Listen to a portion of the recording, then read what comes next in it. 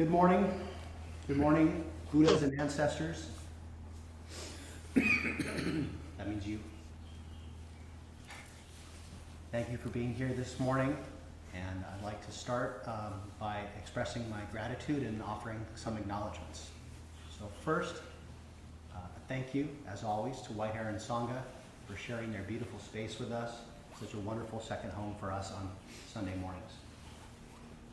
Second, let's put our hands together and acknowledge that we sit on the land of the northern Chumash peoples and acknowledge the Chumash as the original caretakers of this land. And on a related note, I wanted to mention that later this year, the federal government's on track to declare the Chumash Heritage National Marine Sanctuary, which will protect the region's marine ecosystem. And this, the proposal to form this sanctuary was submitted by the Northern Chumash Tribal Council back in 2015 on behalf of a larger consortium of organizations, both local and national. So it's on track to be approved by the federal government sometime in this year, 2024. In case you haven't heard of the sanctuary, if this is your first time hearing about it, just a couple of quick facts. So the Marine Sanctuary will be the first new marine sanctuary declared by the federal government in 30 years, since 1994. It'll stretch 134 miles down the coast from Morro Bay down to the Gaviota coast, include more than 5,600 square miles of water. And significantly, the management plan for the sanctuary includes an element that includes the tribal and indigenous community as members of the decision-making process in the management of that area. So a big thank you to everyone, wherever they are, whoever they are, that's been involved in making that possible. Also like to pay my respects to the original Japanese and Chinese immigrants who came to the United States and brought the Dharma with them.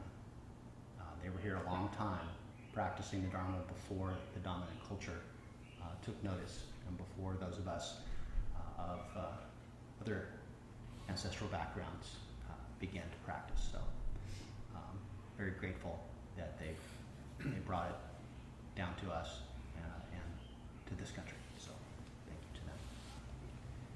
And then as my last acknowledgement, I want to offer a bow of appreciation to all the Buddhas and ancestors of our Zen lineage. The opportunity to study the Buddha Dharma is a rare and precious thing, and I'm always deeply grateful that it's available to us.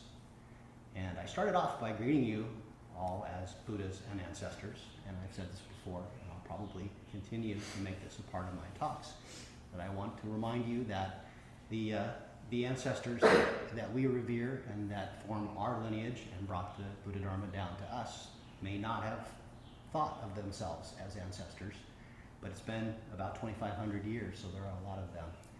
But the point here is that you also are ancestors to people that are yet to come, whether that's people who are alive today who don't practice yet, people who will practice 10 years, 100 years, maybe 2,500 years from now.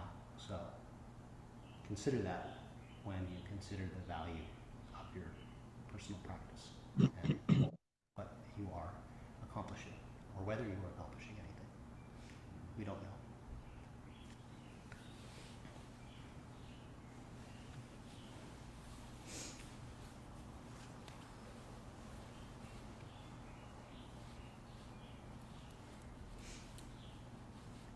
So, back in February, we celebrated the Chusa Hosen of our Dharma brother, Koshin, also our sound tech this morning. We celebrated as he culminated a year of serving as the Sangha's head trainee, and the Hosen, that ceremony, serves in a way as a kind of coming out ceremony or party, because there's cake involved, for a seasoned Zen practitioner. And before our Hosen in February, we had two others in the preceding 2 years, and we'll have another one this fall for our head trainee, Fukwan. And next weekend, Some of us will be taking part in the ordination ceremony of our friend and our brother Kyogen down at the Zen Center of Los Angeles. He will be ordained as a novice Zen priest. And as most of you know, I will also begin sewing my own robes in anticipation of ordination coming up here pretty soon. And all of these Sangha milestones have got me reflecting lately on my own practice and how it's developed over the years, and practicing with many of you who are here today, and what I might have to offer to everyone in this talk. So when I consider this question, what's most present for me, what comes up most often, is the growing experience of my own everyday life as Dogen calls it, the continuous practice of the way. So, Master Dogen said, going forward is a matter of everydayness, meaning our life is our practice, not something else or somewhere else. And this aspect of Zen practice has always appealed to me. I think this sense of things was one of the early attractions for me in getting more involved, not just in meditation, but in practice generally. But saying that your life is your practice, that going forward in practice is a matter of everydayness, what does that actually mean? What does it mean for our life to be the continuous practice of the way? As Dogen adds, not forced by you or others. So that's a very live question for me, and I suspect for all of us who are practicing together in our Zen Sangha. So how do we see this question? So I will offer a bit of insight from Roshi Joan Halifax, who sees it this way. She says, continuous practice doesn't mean only practicing on Saturday or Sunday, or in our case, Thursday evenings and Sunday mornings. It means continuous practice. Be Buddha continuously, all the days and nights of the week. Awaken continuously. Allow continuous awakening to be the natural thread of your life. She says, the heart-mind involuntarily arises in the experience of the body and mind, studying and realizing the way. Awakening is involuntary. Or as Suzuki Roshi is often quoted as having so succinctly put it, practice is like walking in a fog. Eventually your clothes get wet clear through.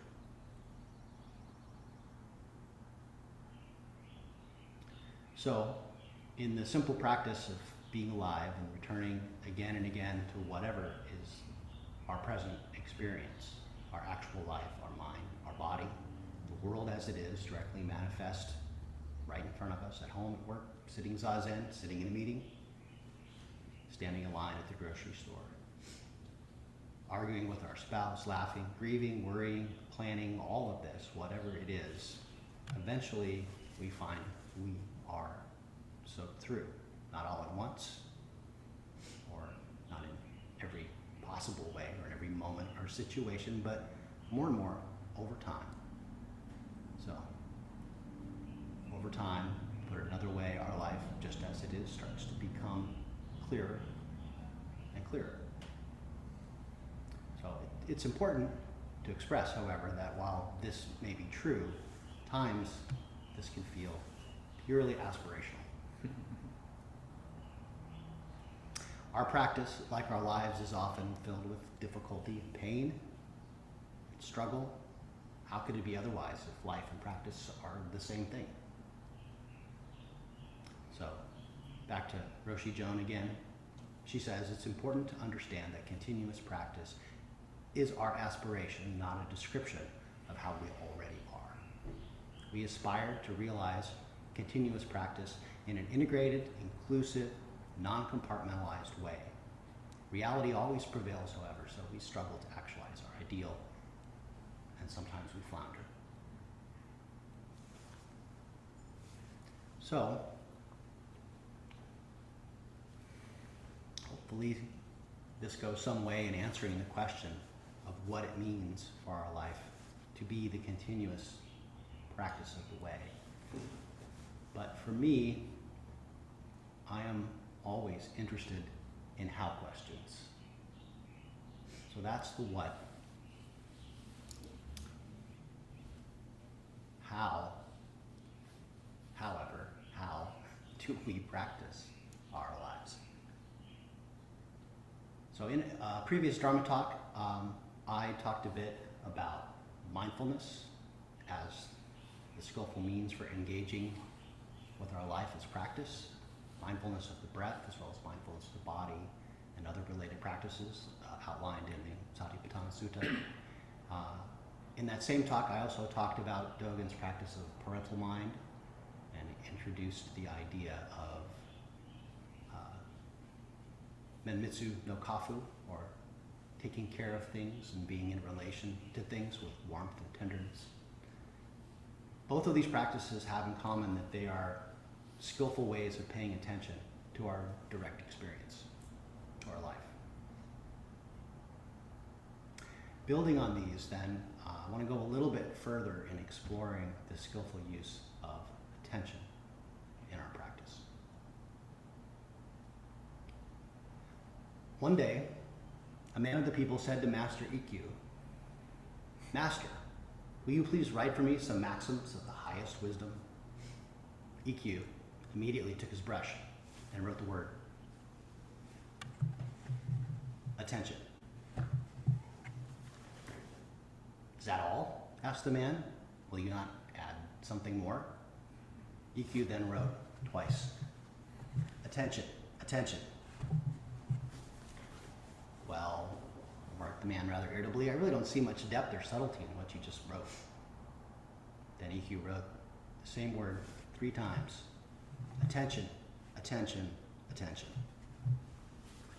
Now, half angered, the man demanded, "What does that word attention mean anyway?" And Ikkyu answered gently, "Attention means attention."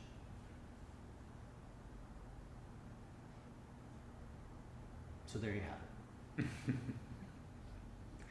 Well, that would be a very Zen moment to stop.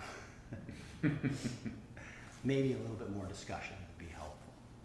So, I would like to talk next about some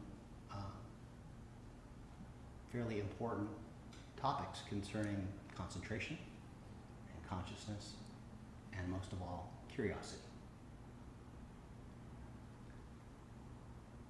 After we've spent some time on the cushion and have devoted ourselves to regular Zazen practice, and particularly if we've taken up the practice of counting the breath, we will typically find that we have built up some ability to focus our attention, and this is called, in Japanese, joriki.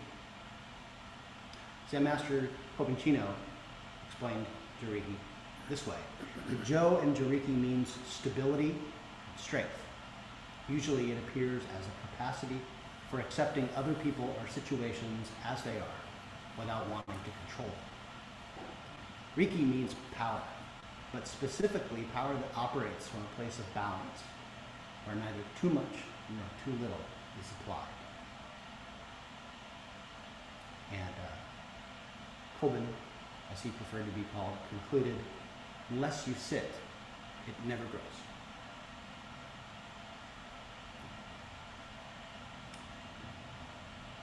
So when we sit and our joriki grows, we develop an increased ability to remain balanced and focused, both on and off the cushion, which naturally supports our ability to pay attention. But how then should we direct our attention? One answer is found in the Mahasalaya Tanika Sutta. And in this sutta, the Buddha lays out his teachings on the 6 bases of conscious experience and how to practice with them. And I'll say that again. In this sutta, the Mahasalaya Tanika Sutta, which just means the sutta on the 6 bases of consciousness. He lays out his teaching on those 6 bases of conscious experience and how to practice with them. So I want to spend a few moments looking at this. These 6 sense bases are the eye, ear, tongue, body, and mind. And we may recognize those 6 if we are familiar with the Heart Sutra, which we chanted this morning. It's our first sutta, eye, ear, nose, tongue, body, mind, we chant. And ignoring the part of the Heart Sutra that is negating those things for a moment, let's just look at what the basis of those is and what that teaching is about in this context of attention and curiosity. So, in the Buddhist teaching, these 6 sense bases are simply what our conscious experience is. When contact occurs between forms and sense organs, consciousness arises. Eye consciousness, ear consciousness, mind consciousness, everything about our lives arises through the 6 sense consciousnesses. So, in this sutta, the Buddha instructs us to direct our attention to the sense consciousnesses, to see their arising and to see how they arrive in our awareness, already packaged up as either pleasant, painful, or neutral. So this automatic good, bad, and neutral feeling that comes, as I say, already packed up with our experience is referred to in other teachings as feeling tones.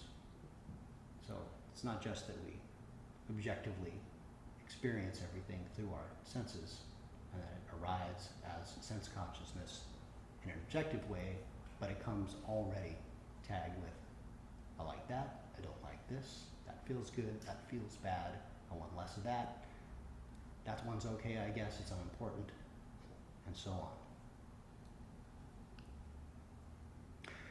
So it's worth noting here that Buddhism is unique in adding the mind as a sense organ. So you may have noticed eye, ear, nose, tongue, body, mind is the 6th one. Now, in our usual everyday understanding of our senses, right, we understand there to be 5 senses. And 6th sense, which actually the title of a movie, if you haven't seen it, unless somebody's already spoiled it for you, it's a pretty good movie. But we tend to think of having a 6th sense as something supernatural. But in the Buddhist teaching, the 6th sense organ is essentially your mind.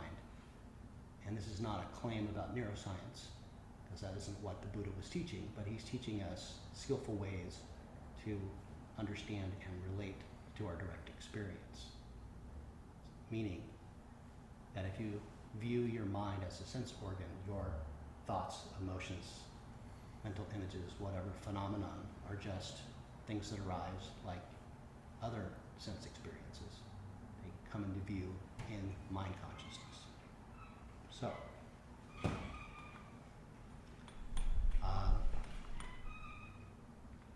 in looking at this unique approach to the senses, Sean Oakes, a teacher at Spirit Rock, had this to say.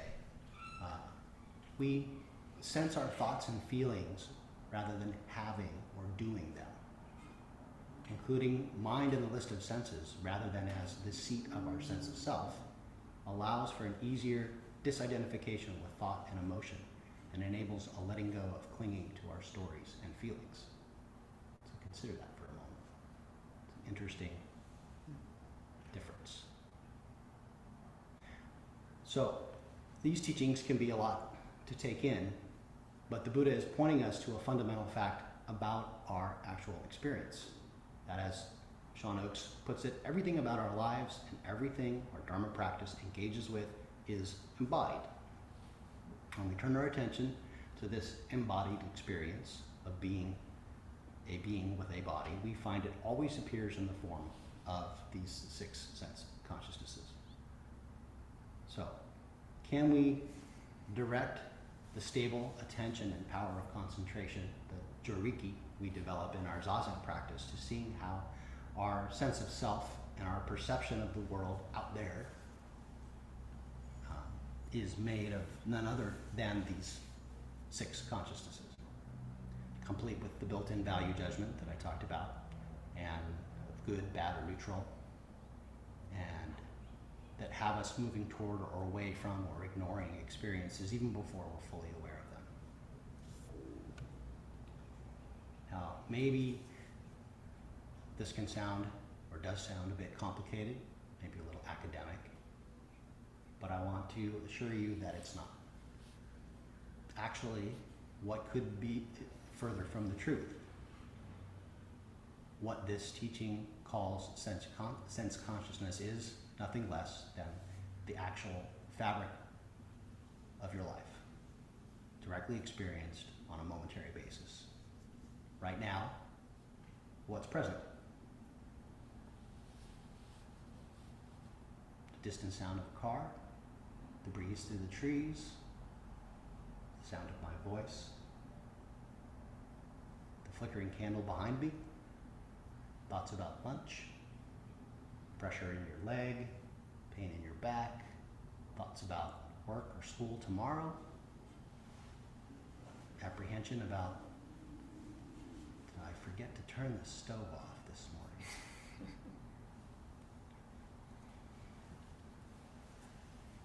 So, can we then transform our attention to these things into curiosity? A firm but gentle curiosity about every part of our sensory experience. What could be more worthy of our curiosity than that? In a very real and practical sense, this is what we are. It's arising and passing away of sense impressions, and habitually, automatically valuing them as good, bad, or indifferent. This is what's truly going on. So if we can do this, if we can use our attention to build up and direct our curiosity to see how things actually are, in my experience at least, it can foster an increasing sense of wonder in everyday life. I'll say that again. Increasing sense of wonder. It may not be where you thought I was headed. To become curious about your actual experience is to become more and more intimate with how things are. And in a real sense, to make constant, small or large, discoveries about the world.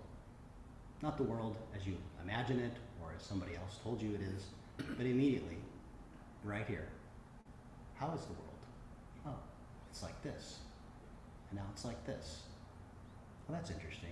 I never noticed that before. What about this? What happens if I do this? So, previously ordinary and otherwise common objects and events appear different because they are different. For example, if you become intensely curious about your direct experience, you will likely discover how often what you previously took to be your direct experience is actually just your imagination about the experience. I'll give a quick personal example. I've lived in San Luis Obispo on and off throughout most of my life. For many, many years, I drove up and down the coast like I do every day now, and never really looked out the window at the things around me because I knew what that looked like, and it's just a bunch of hills and trees and grass, right? I know what that looks like.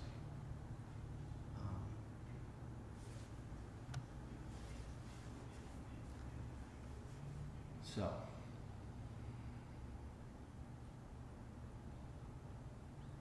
when we actually look, really look, things can appear altogether different than what we expect or what we imagined. So, the tree in my front yard is not the same as the tree in my mind. That may sound trivial, but really look at the tree, whether you're just passing it by or whether you have the opportunity to sit with a tree, which may sound a little bit odd, but I offer to you there's a movement that maybe Koan you're familiar with in viewing art called slow looking, which I commend to all of you to try it sometime. I had the opportunity to try it out last time we went to we went to New York to the Metropolitan Museum of Art, and I got to look at a Van Gogh painting using this idea of deep looking. What it means is to just stand or sit and really look at the art. And after about 10 or 15 minutes, the guard will come over and ask you if you're okay. I think he thought maybe I might have had a small stroke, but I really wanted to sit with this painting and really see it. And surprising things happen when you look at art this way. And I would submit surprising things happen when you approach life in a similar way. Now, we don't always have the time to do that practice in the sense of sitting for a really long time. And I heard or read a story where an art professor gave her class the assignment of sitting and looking at a painting for 4 hours. Only bathroom breaks were permitted. Was this you, Koan? But you may not have that time, but the idea is there, and maybe that story helps express it a bit. So, through our curiosity and attention, we can become acquainted and ever more intimate with the marvelous mystery of how all of this happens.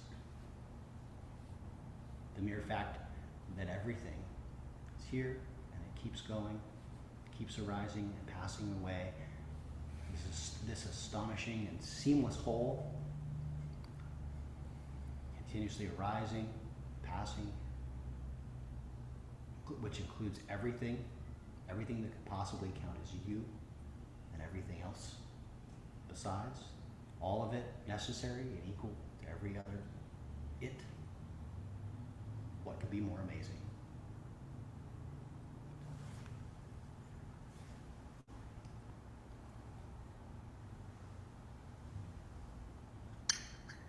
So to close, I'd like to read an excerpt from a poem. And those of you who know Mary Oliver can sing along. Some of you will already know it.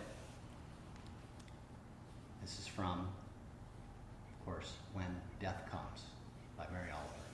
When it's over, I want to say all my life I was a bride married to amazement. I was the bridegroom taking the world into my arms. When it's over, I don't want to wonder if I've made of my life something particular and real.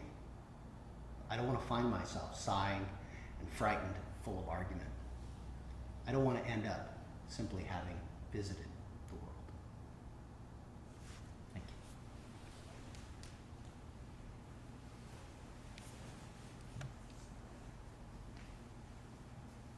So, looking at the clock, looks like we have plenty of time for discussion and conversation and questions, and I invite all of it.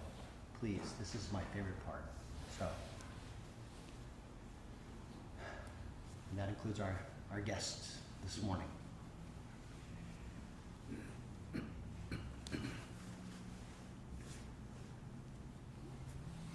Hello. Thank you, Kanjō, for that marvelous talk, and especially for every part of it.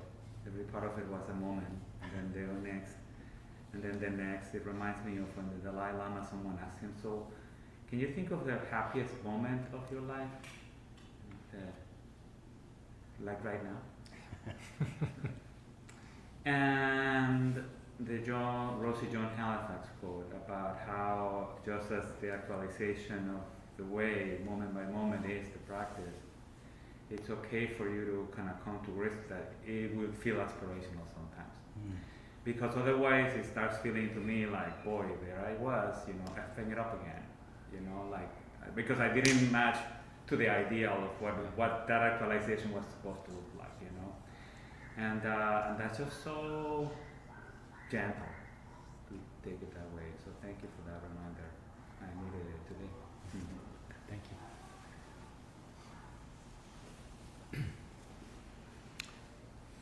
Many things have come up with this. but one, and it's curious because I think it's when you teach children about the world, or about, if you want to get kids involved in being interested in the environment and their world, you don't do it through facts. You take them out into wherever space you have, and you basically find ways to make them become intimate with that space. And there's lots of techniques you can do as teachers to do that. But the idea is for you to build connections with kids so that they have not the, and it goes kind of one step beyond, and it's putting a little bit of well, who cares what it is. It makes many attachments, an emotional attachment of kind of the connection. And if you can create that, that will last their whole lives. And they that intimacy and that connection becomes the germ for them to want to do something and to care about the world. And because when you were saying this, I was thinking about that's in our culture is missing is the attention to what's happening right now, the attention to, you can be like, let's say, an environmentalist and not really maybe have that connection that is just same with the kids, because I think the only way you get it is through experience. And this, one thing I try to do every day is I call it my standing meditation. I just go stand in my yard, in my garden. And it's like doing zazen, but you stand. And by doing that, I have made this connection with insects that I never had before, and things like that, and appreciation for something that is lost in our culture. Let's say, for insects are extremely important. As irritating as they are, as annoying as they are, we can't exist without them. But it's that curiosity of watching, like flies do these weird things, and all of a sudden there's this native bee that comes to I actually have huckleberries in my which are and native plants, and realizing there's this connection between this bee needs this native plant. Without it can't exist. So just from attention, so much arises with the curiosity and the sense that everything's connected. So thank you. Just thank you.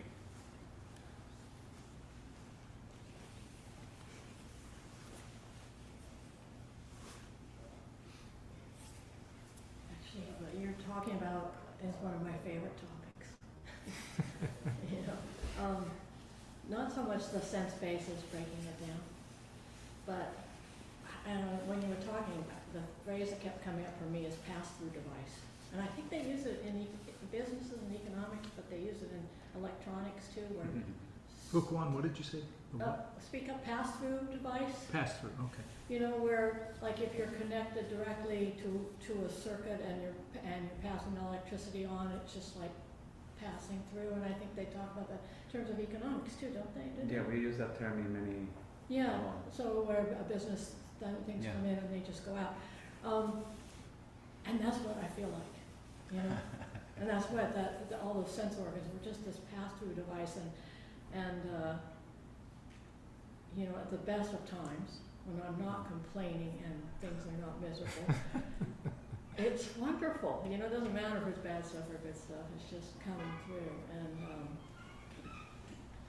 I guess it's like your thing of going, is it you or which one of you guys started it? He started it. Okay. Kanjō. But for me, it's like, you know, something's coming through. It's coming through, you know. Yeah. And if I let it go through, it's much, much better. Anyway, I appreciate, I guess it's one of the things that I feel like practice has given me.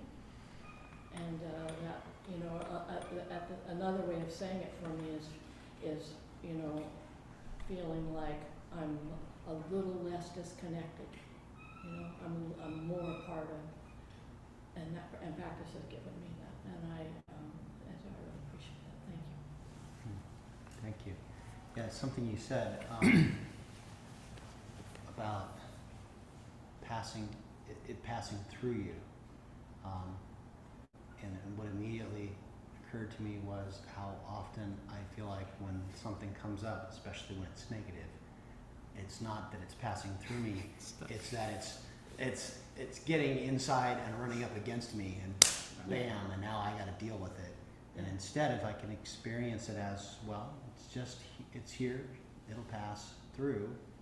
And, you know, one of the things in my actual experience of my practice that's been super helpful, it's not by any means continuous, but to the extent that I have the experience of my self, my sense of being as all of these different sense things that are occurring, because it's really what else can I be aware of but what's happening, whether it's what I'm seeing or hearing, feeling, internally, out there. But having less of that experience of I'm in here and it's all happening to me, well, there's no evidence of the me other than my thoughts about it, which, as we talked about, or as I talked about, that's just another sensory experience of, well, there's another thought, there's another idea, another opinion, you know, there's another disappointment, another regret, another habitual thought, and it all just arises just like the sound of the crow and the sound of that car and everything else. So, yeah, passing through is probably a much healthier way, more skillful way to have that experience. Like martial arts, where you, I like the Aikkyū, you know, where you direct it, and merge with it, and let it go through. You don't just resist it. You know, work with the energy or something. Passing through kidney stones comes to mind. Oh, wow. For life. And I would invite the students to ask questions above and beyond the talk. In other words, to maybe address this weirdness that you've just experienced for how many hours now?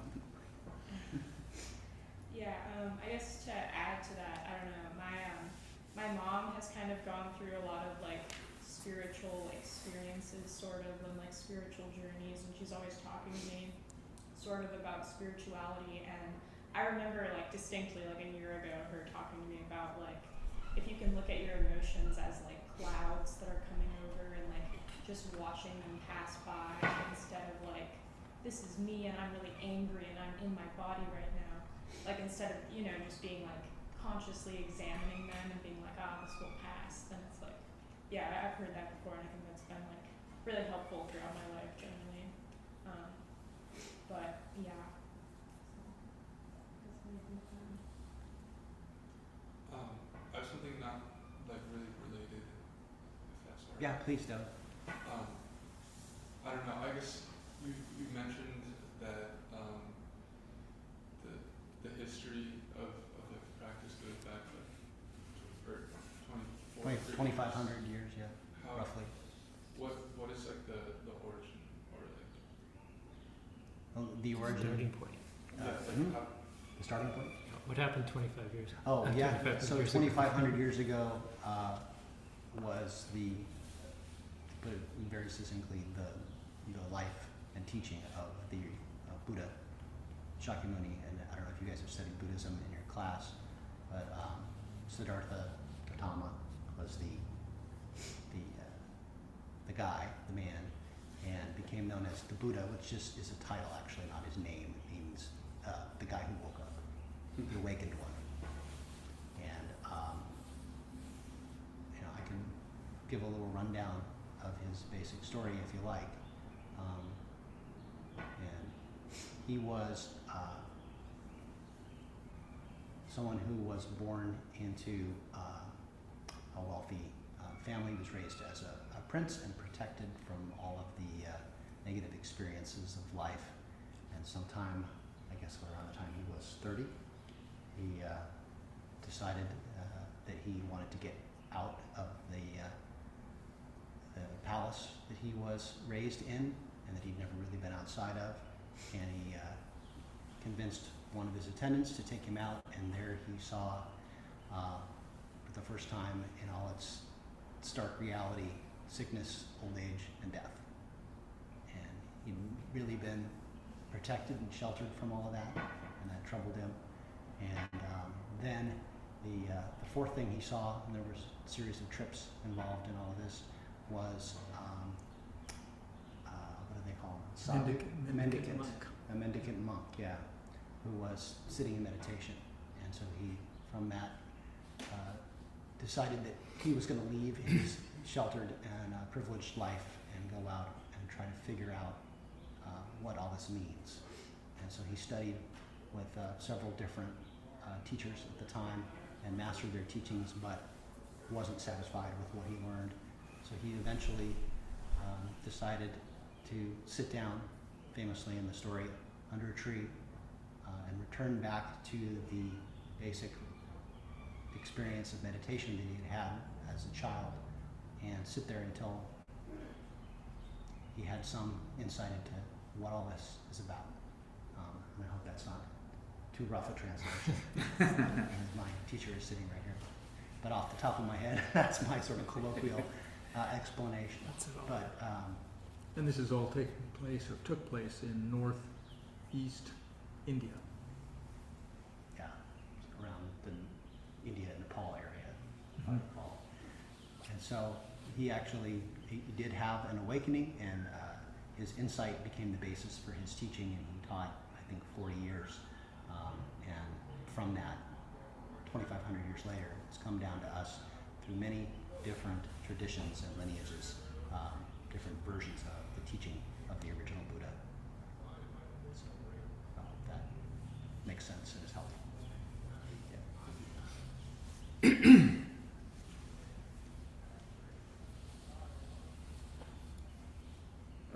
Koshin, thanks for your talk, Kanjō. This is really good stuff. This is right in what I think about a lot of times, why I came to Buddhism. Attention. Was something before I even got involved with Buddhism and trying to teach my daughters when they were little kids. It's like, just pay attention to stuff. There is wonder to be found. The senses, very interesting, the idea of the mind as a sensory organ, but that tone that you talked about, it lends the tone and quickly interprets. So a phrase that came up when you were talking is snap judgment. I think it's a podcast actually, but I mean that's a common phrase, right? Snap judgment. That can set the tone in what I perceive immediately. And so what we're talking about is that direct experience, and it's actually not easy to do. I can get sidetracked, my attention gets pulled off to the side, snap judgment. So, and I bring it back to the cushion, to this Zazen practice. We do seated meditation, and what you talked about, Joriki, and I'm not good at pronunciations, but that also brought up the phrase, the razor's edge. I'm familiar with that. Life, like being, what they call it now, hot words are being mindfulness. Paying attention on the razor's edge, being present. I've heard it, I remember before I started practicing, like, being present, what are you talking about here? I'm sitting right here. But my experience is my mind can be elsewhere. But the Zazen, the seated meditation, back to the attention, there's very little distractions here. There's a little wind, some noises, even that I find my mind like leaping to them. But it's that practice of like, okay, well, no, I'm just sitting here, open my senses, open my awareness. And that's I was talking about a guy yesterday, that tasting Like if you've never had an avocado, try to explain it. You know, if you just saw an avocado tree, you'd be like, oh, those look sweet and tasty. Are they juicy? No. Oh, they're, you know, you taste an avocado, it's completely unique. So if you're explaining it, it's kind of like a Zen thing, right? I mean, you don't know an orange until you eat an orange. So on the cushion, I'm invited to experience that high, to be comfortable in my own skin, just here, without any, like,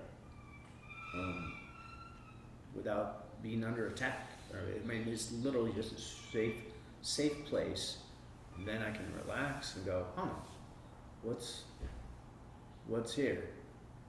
And so if I taste that on the cushion, and then now what you talk about practicing my life, I practice that in my life, and it's usually absent, but every once in a while I can feel that, there's a moment here where I can just kind of like, I physically change my posture, I straighten up, you know, I kind of like tuck my chin a little bit. It's like, what's going on? And it's just like practice. Keep practicing that, and then slowly but surely, it's been my experience that it becomes easier. I'm more familiar with what this physically feels like, and my mind's tendency to cast things as, oh, I like that, I don't like that, and that's constantly this pushing and pulling. But if I could just like, relax, then the tension seems to broaden out, and then you can notice. I notice things a lot more, right? And I wonder, like, wow, this is beautiful, or to be wondering and like, wow, this is really painful, and I'm really feeling it. I can really experience this, and that is beautiful. That for me is that appreciate your life.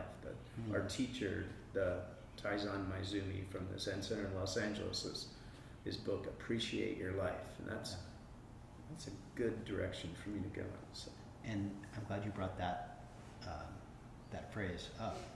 And I remember when I originally encountered the title of that book and looked at it, and it was a long time ago, and I thought, wait, I've read a bunch of stuff about Buddhism, and nowhere in there did I get the sense that I should be appreciating my life.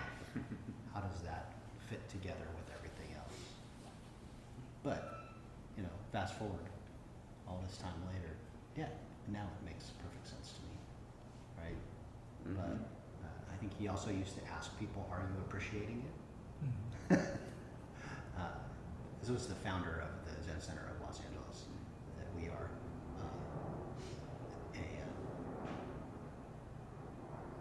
satellite? I don't know. What would you call us? An affiliate. Yeah, an affiliate group. But yeah, and sometimes I do ask myself, especially when things are not going well, are you appreciating it? Well, appreciation isn't the same as enjoyment, for one thing. Right? Are you appreciating it? Well, yeah. It's like when some people ask you if you had a time machine, would you go back and, you know, what would you change? I'd say, well, I don't think I would change anything, including all of the really terrible things, because I appreciate how everything has turned out thus far, and I don't want to mess with that. So I guess maybe that's a way into, are you appreciating it? So,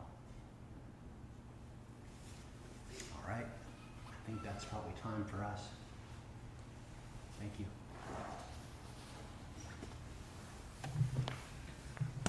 Do a quick set change.